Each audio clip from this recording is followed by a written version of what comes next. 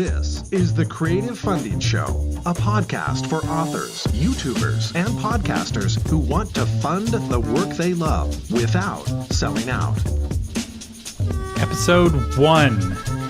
In terms of creative funding, I see creators making money in 7 primary ways. This is Thomas Umstadt, and in this episode, we're going to take a broad overview of how creators can make money. In the future, we'll take deep dives into each one of these ways. We'll be talking with guests on specifically what they're doing, but I want to kind of give a broad overview. And if you are creating, if you're making YouTube videos, if you have a podcast and right now you are making zero money or very, very little money, I want to kind of give you an idea of the sorts of options you have. You might be surprised how many different ways creators make money. So the first way is merch, tangible goods like hats and shirts. Merch allows members of your tribe to identify each other in real life. I remember Homestar Runner doing this in the early 2000s. I don't know if any of you remember Homestar Runner, but it was a pre-YouTube creation of 2 guys, the brothers Chaps,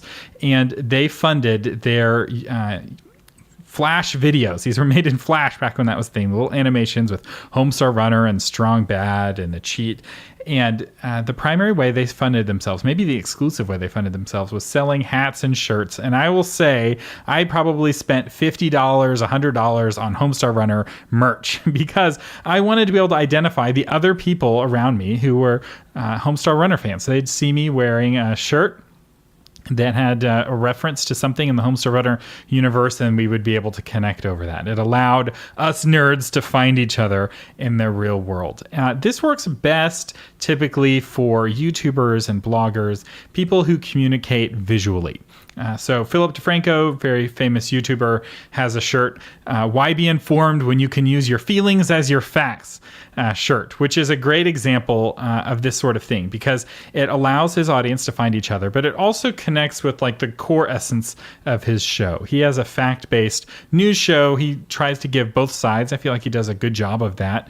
He lets both sides speak for themselves and has long quotes and links where you can do more research. So it's a kind of a reasonable show, and this shirt captures that essence while also being a way for his fans to find each other at a crowded bar or something like that. Now, this can work for podcasters.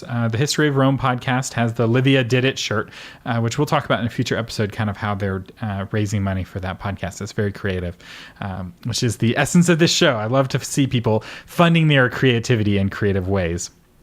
The one thing you have to be careful, though, with merchandise is that you kind of have 2 options. One is print on demand, which is low risk. You work with a website like Cafe Press. They print 1 shirt for every time you get 1 order. The nice thing about that is that you don't lose any money if it's not popular, and you're not stuck with boxes and boxes of unsold shirts of the wrong size in your garage. The downside, though, is that your margins are really low. When every shirt is made individually, the cost to you, the creator, for each one of those shirts is really high, and so you're not actually making very much per shirt. It's much more profitable if you get your shirts printed in bulk, where you get 1,000 shirts printed. You know, if you print 1,000 shirts, you can get them made for $3 or $4 a shirt, maybe even less, depending on the quality and where you're going with that printing. So if you're spending, let's say $5 to make the math easy, because I always am scared doing math live on the air. Let's say you spend $5 on the shirt and you're selling the shirt for $20. Well, you're making $15 a shirt. Whereas with print on demand, you may be paying $15 for a shirt and selling it for the same $20. Now you're only making $5 a shirt. So it makes a big difference whether you print on demand or whether you get them printed up in bulk. The other advantage of a print on demand service like Cafe Press is that you can put your logo or your slogan on lots of items. So mouse pads and hats and mugs and you name it, they offer that. And so you can make money that way. It's not going to be great money, but we'll talk about and talk with people who have done this and made this work. Shirts in general are kind of risky to print in mass because you have to know how many men's larges to get as opposed to men's extra larges as opposed to women's smalls.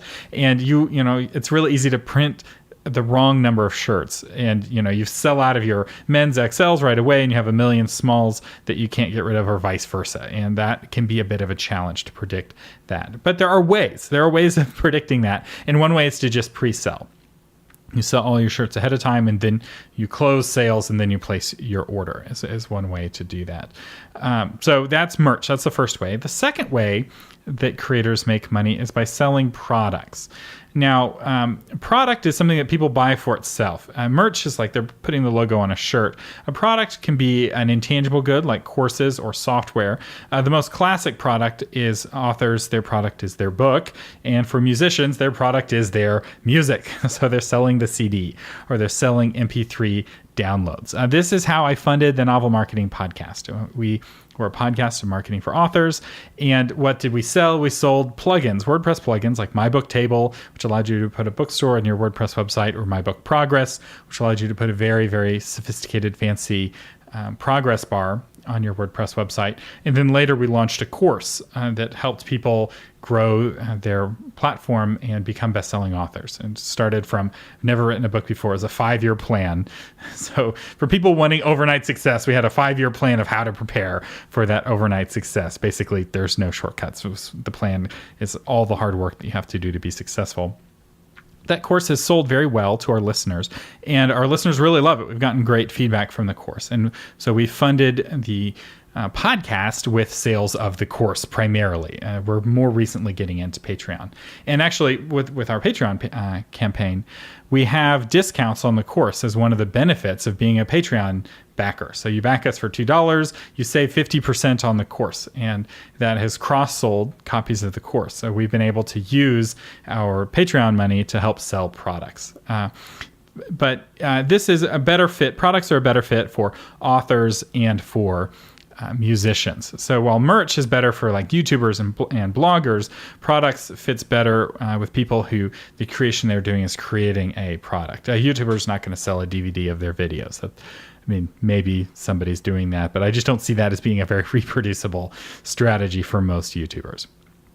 All right, let's talk about the third way that creators make money, and that is affiliate revenue. This is where you recommend a product, and if your fans click your link to buy the product, you get a commission.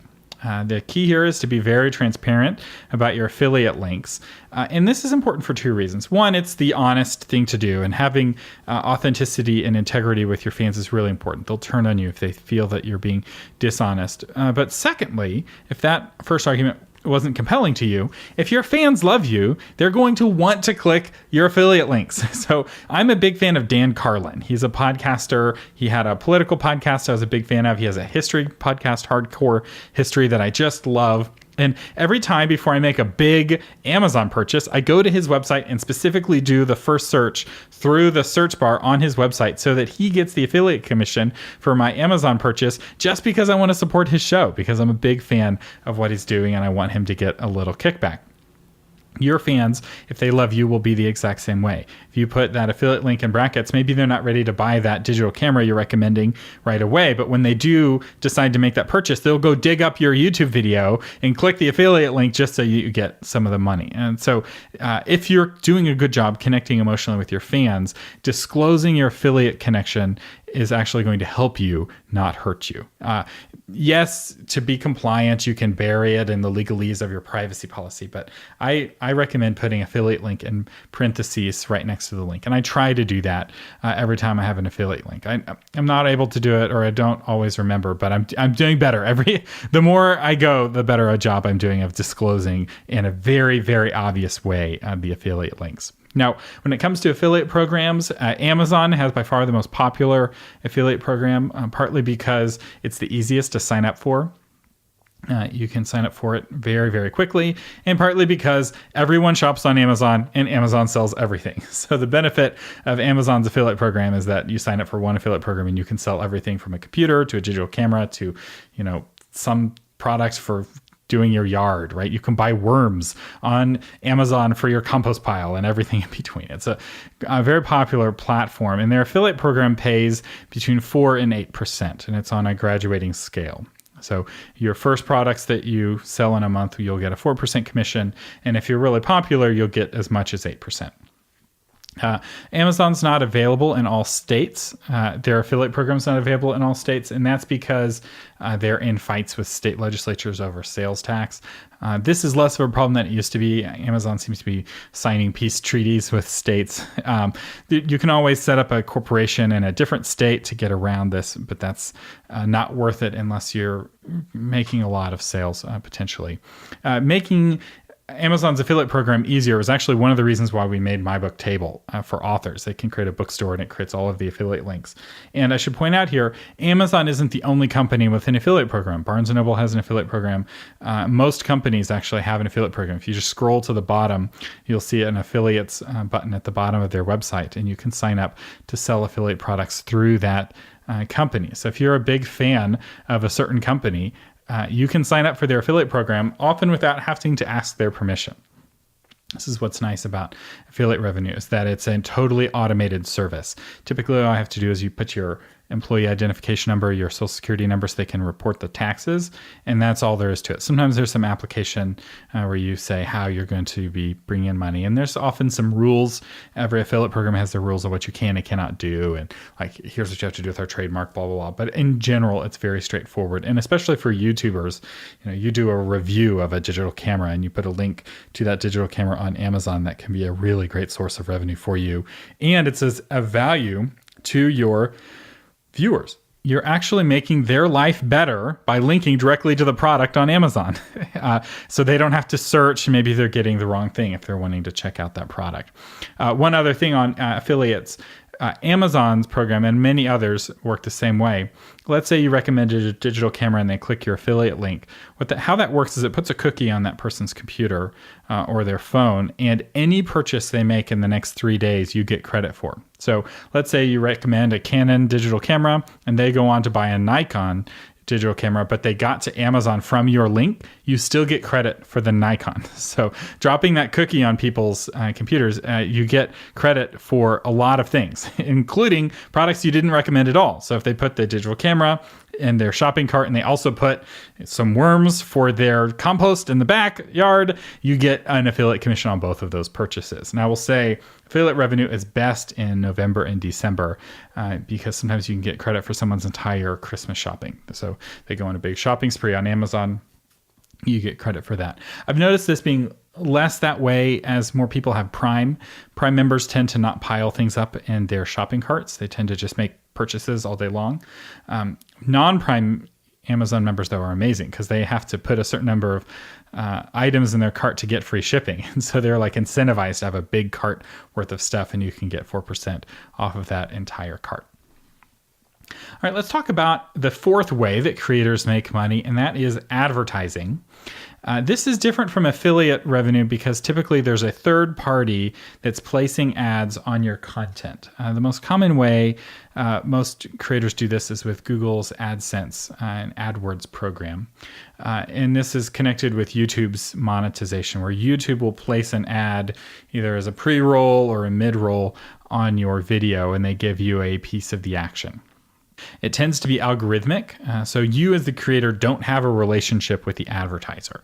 You have a relationship with the platform, let's say YouTube, and the advertiser has a relationship with the platform, and that platform acts as the intermediary. Now, if you're a YouTuber and you're a popular YouTuber that meets YouTube's guidelines of how popular you have to be eligible, this can be the easiest way to make money because you just check the box to say, put ads on my videos, and then you start getting money.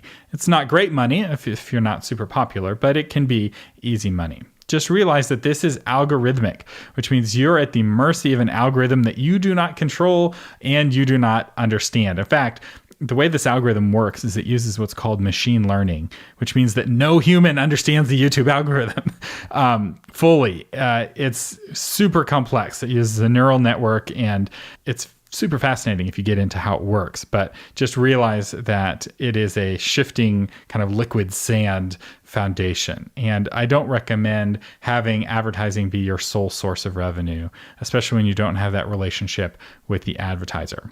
As a general rule, making money with advertising is all about how many views and listens you get. It's not as much about the kind of people who are watching your videos or listening to your podcast as it is about how many people are watching or listening, which is very different from sponsorship, which we'll get to in a second. Advertising can work for bloggers, and actually I learned this lesson the hard way. On my blog, my personal blog, I didn't have ads because it wasn't a very popular blog. I was posting every once in a while when I felt like it, but then I wrote this blog post about dating and courtship that went viral. It had 1 million page views in 3-4 weeks.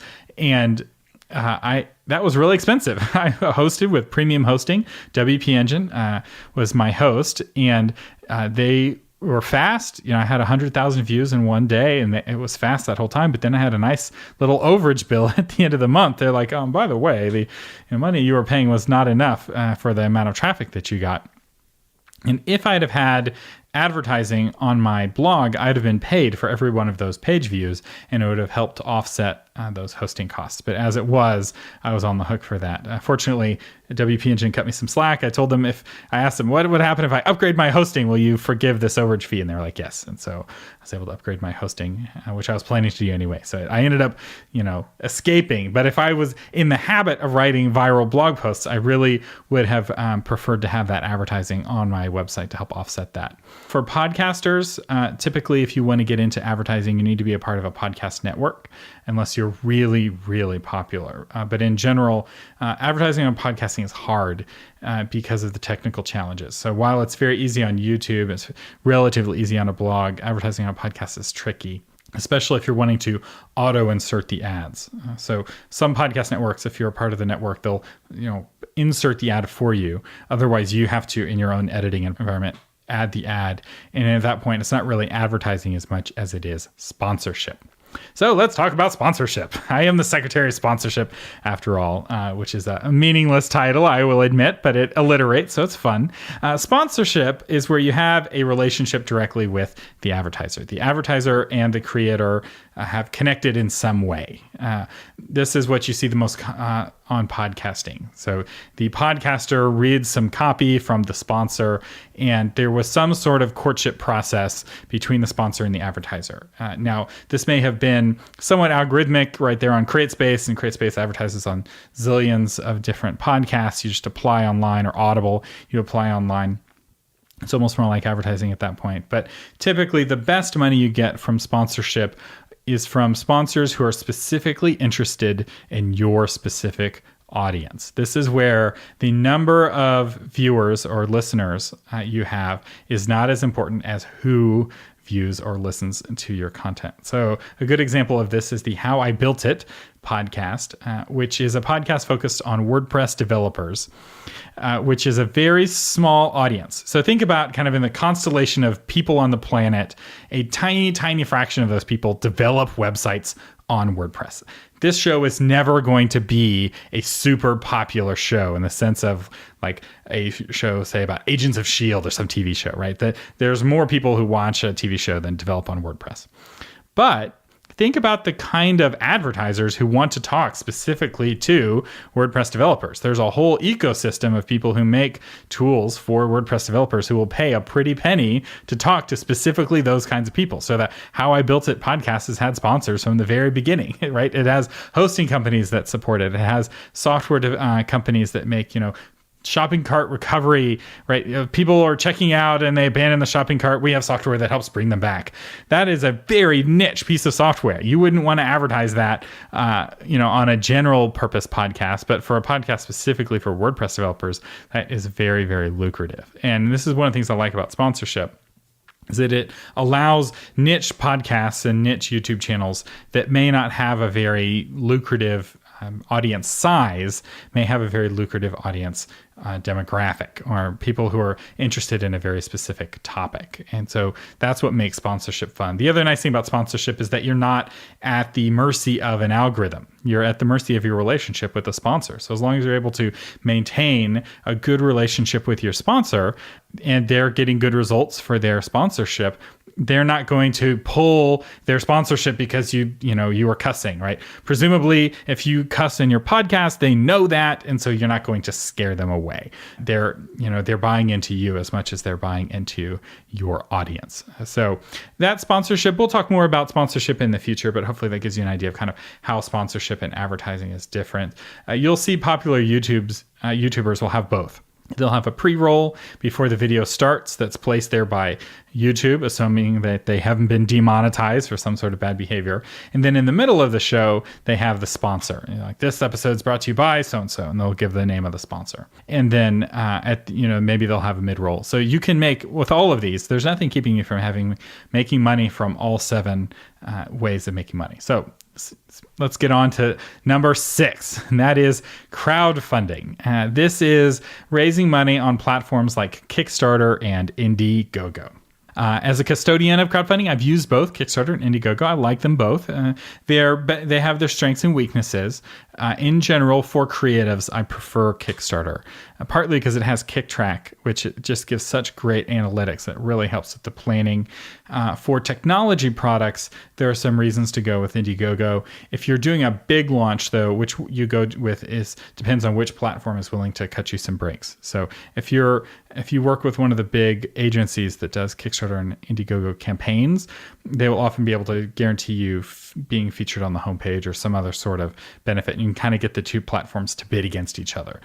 So there's not one platform that's better, right? You may be like, oh, Kickstarter has the bigger audience. And like, yeah, but Indiegogo has a bigger audience for my specific category, or Indiegogo is willing to work with me and help me promote the campaign. Also, Kickstarter is all or nothing, whereas Indiegogo allows you to have all or nothing, or you keep whatever you want. I like all or nothing, especially for projects like CDs or an album for a band or for a book. If I need $10,000 to make my book a reality, and I only raise $2,000 on Kickstarter, I don't want to be on the hook for that $8,000 balance. That's a recipe for disaster. So where crowdfunding works really well is for products where there's a fixed amount of upfront costs, like printing a book, like producing an album. Now, I have seen people fund seasons of podcasts on Kickstarter, especially before Patreon came around. This was not an uncommon way of funding a podcast. You fund season 1 or fund season 7, and people will, back on Kickstarter, and they'll get some rewards. I feel that Patreon is the better tool for an ongoing creative process like a podcast. And you can fund, we'll talk about Patreon next, but you could fund a CD on Patreon as well. So, every month you have people donating money, and you use that to produce one song. So instead of, once a year you produce an album that's got 12 songs on it, you have people donating every month and they get a song every month. And so it's 2 different models of making money. But I really like the all or nothing approach because it's very motivating. So of campaigns that get 60% funded, 99% of them go on to fund 100%. Your backers are going to go out of their way to promote your campaign so that it doesn't fail. And I've seen this with the campaigns that I've run. People are very motivated to share. And in general, I feel like this creates a stronger, more acute motivation to share than what you'd have on something like Patreon, where it's harder to create that sense of urgency. There's ways of creating urgency on Patreon, but Kickstarter and Indiegogo are just urgent, right? There's a timer ticking down on the top of the page. It's like, you have 14 days, 12 hours, and 2 minutes left to back this page or back this product. That's really motivating, and that sense of urgency helps you raise your money. So a standard, let's say you're an author, a standard Kickstarter campaign would be, with the rewards would be, for $10, you get a free ebook copy. For $20, you get the ebook copy and a paper copy. And for $30, you get a signed paper copy of the book something like that. The same thing with the CD. $10, you get a digital copy. $20, you get the CD on an actual compact disc. For $30, you get the record on vinyl, and you do the levels like that, and then you're able to know, okay, I need $10,000 for the studio time and to print the CDs, and you work it all ahead of time. And one of the things I put in my course was a planning spreadsheet on how to plan your budget, but you just can plan it on a piece of paper. And there's a lot more I could say about crowdfunding, and a lot more I will say on crowdfunding in future episodes, but hopefully that gives you an idea of kind of how crowdfunding works. So let's talk about the final main way that creators make money, and that's through patronage. It's nothing new about this. A lot of the famous artists of old had patrons. Now, instead of lots of patrons, they often had just a handful of patrons, but a lot of the portraits that they would paint where they were paid for that specific portrait. And this is also not new on the internet. So a PayPal donate button has been around for decades online, where people click the donate on PayPal. I have not seen the donate on PayPal to be a very successful way of patronage. It's hard to make money that way. Even Facebook now has a donate button.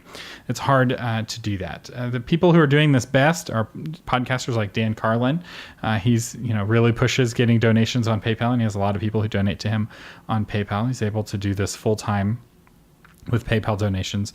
He also has advertising from Audible, and he has a few other sources of revenue, but I get the impression that the majority of the money that he makes are from those donations. But it's hard because people are not getting a reward for that donation, and it can feel like that money is going into kind of a black hole. So the best form of patronage, in my opinion, is to use a platform like Patreon. With Patreon, you're able to have really clear rewards for your backers. It's very transparent what's going on. And you don't have to build out any technology. So they give you a really robust set of technologies. You could recreate everything that Patreon does on your WordPress website, but it would be a lot more work. And your time is valuable, and your time really should be spent in general working on creating whatever it is that you create instead of working on building out a technology solution. There are people who create Patreon-like tools for WordPress, and I'm hoping at some point in the future to have them on the show and to talk about the pros and cons of doing it yourself with some sort of membership platform. I actually created a membership site years ago. It was called the Bestseller Society, and it was a membership site for learning how to write books. And we spent tens of thousands of dollars on a really expensive membership platform. We spent tens of thousands of dollars shooting really expensive videos, and we spent a lot of money. we made some money, but we spent a lot of money. And I really wish something like Patreon had existed back then, or some of these other tools that make membership sites so much cheaper and easier to do. So the idea with Patreon is that people either donate every month, a certain amount of money, or every content creation event. So if you have a weekly podcast, they pay $1 per podcast or $2 per podcast. And it's up to you whether you go monthly or weekly or per piece of content. And there's pros and cons of doing it both ways. One advantage of doing it per piece of content is that if you create content more frequently than monthly, it can be a way of having higher prices without it seeming higher. So $1 an episode feels cheaper than $4 a month. It's the same amount of money, but it just feels cheaper. So that can be an advantage of doing it that way.